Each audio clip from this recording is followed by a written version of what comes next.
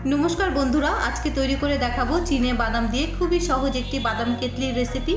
এই রাখিতে ভাইকে নিজের হাতে মিষ্টি তৈরি করে খাওয়াতে চাইলে বাদাম কেতলি খুব সহজভাবেই বাড়িতে তৈরি করে নিন। এতটাই সহজ যে একবার দেখলে যে কেউ বাড়িতে তৈরি করে নিতে পারবে। আসুন তবে আর কথা না বাড়িয়ে ভিডিওটি একবার দেখে নেওয়া যাক।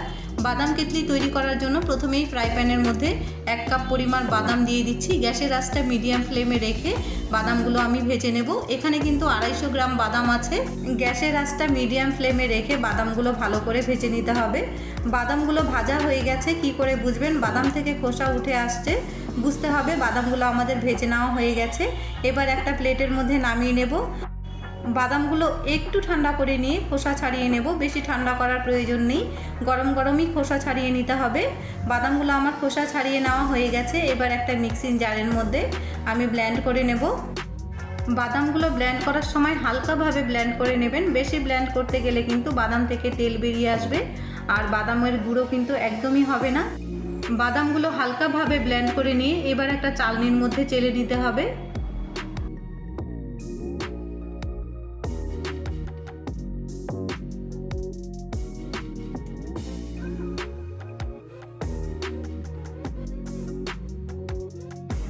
বাদামগুলো আমার সবগুলো চেলে নেওয়া হয়ে গেছে। এবার একটা চাশনি তৈরি করে নিচ্ছি।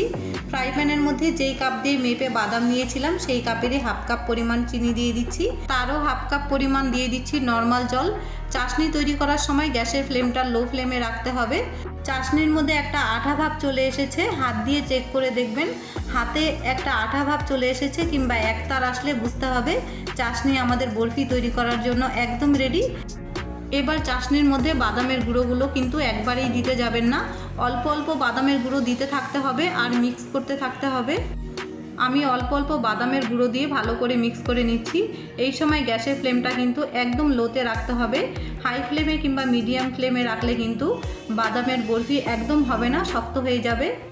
চাশনির সঙ্গে বাদামের গুঁড়ো ভালো করে মিক্স করে নিয়ে 10 টাকার একটা আমুলের গুঁড়ো দুধের প্যাকেট দিয়ে দিচ্ছি। এতে করে বরফির টেস্ট কিন্তু অনেকটাই বেড়ে যাবে।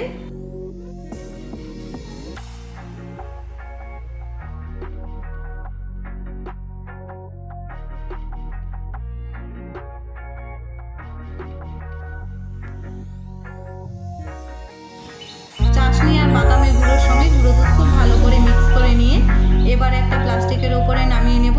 চাইলে আপনারা টিস্যু পেপারের ওপরেও নামিয়ে নিতে পারেন।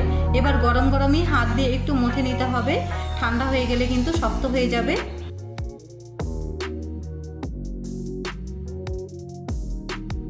এবার একটা বেলনি দিয়ে হালকাভাবে বেলে নিচ্ছি। তারপরে বরফির সাইজে কেটে নিলেই বাদাম কেতলি আমাদের একদম রেডি। চাইলে এখানে আপনারা যে কোনো শেপ দিয়ে কেটে নিতে পারেন। আশা করি অল্প উপকরণে রেসিপিটি আপনাদের কাছে ভালো লেগেছে। আর ভালো লেগে থাকলে লাইক, শেয়ার, সাবস্ক্রাইব অবশ্যই করবেন। ফিরে আসবো নতুন একটি রেসিপি নিয়ে।